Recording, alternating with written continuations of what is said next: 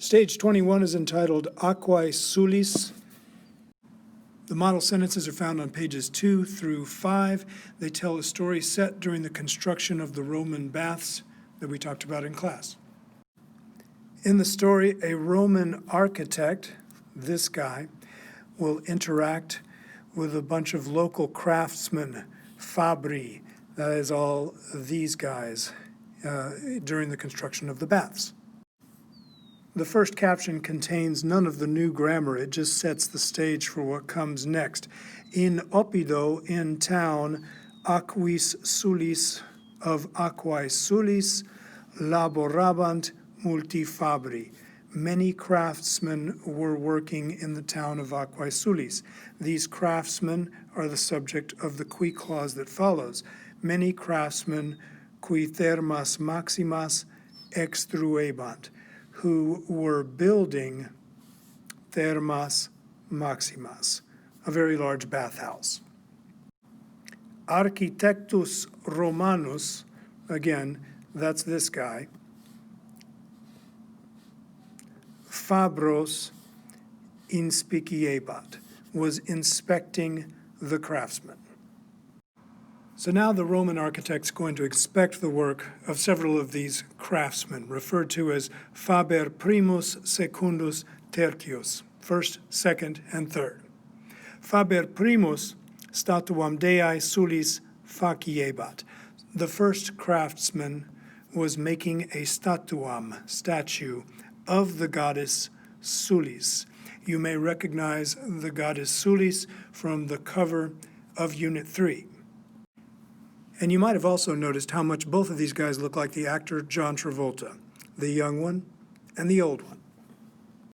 Getting back to the text, we are told that the architect praised the workman, the craftsman, because he was peritus, he was skillful, and he was working diligently, diligenter.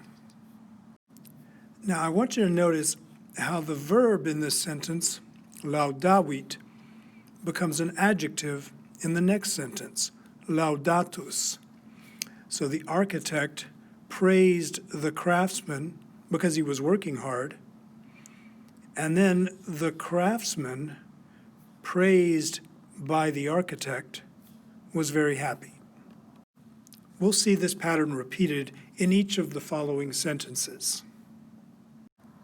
The second craftsman, faber secundus, murum circum fontem ponebat. So he was placing a wall, circum fontem, the prepositional phrase, around the fountain, around the natural spring. Now, in this case, the architect was not happy with the workman, so he told him to get busy.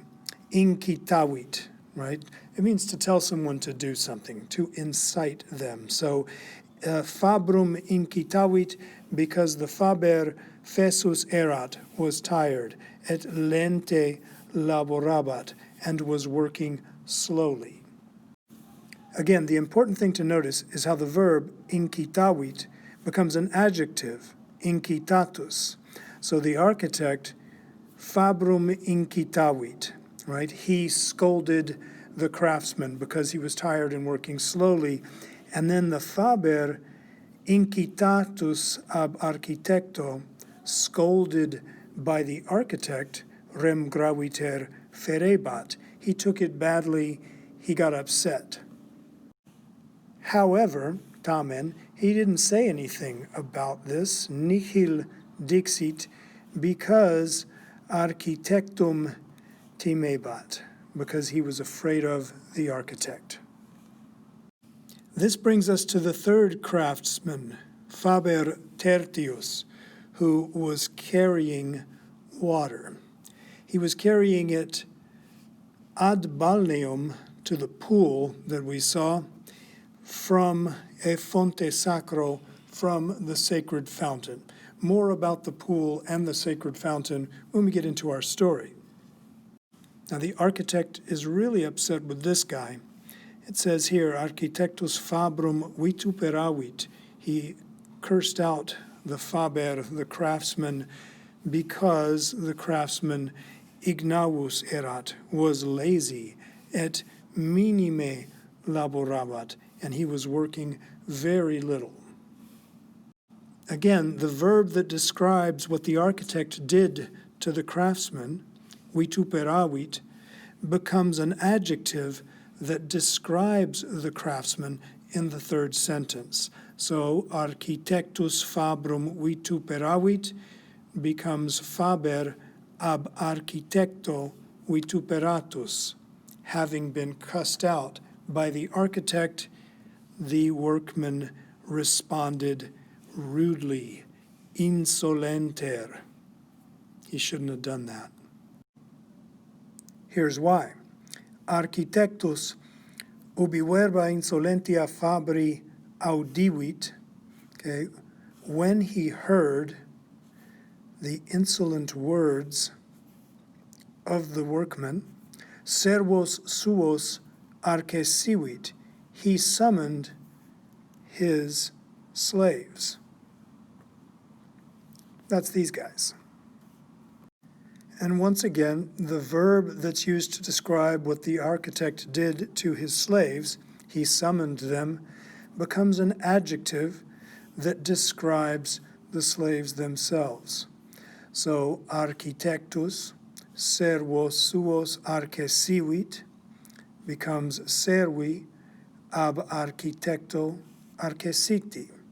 So the architect summoned his slaves becomes the slaves summoned by the architect. Fabrum comprehenderunt, which doesn't mean they understood him, it means they grabbed him. Fabrum comprehenderunt et in balneum deiecerunt. They grabbed the craftsman and they threw him into the pool. The last caption doesn't contain our new grammar feature, but simply explains to the guy why he got thrown in the pool.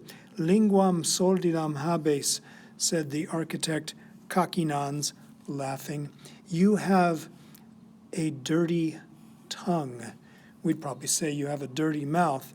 Melius est tibi, it is better for you to drink holy water, aquam sacram.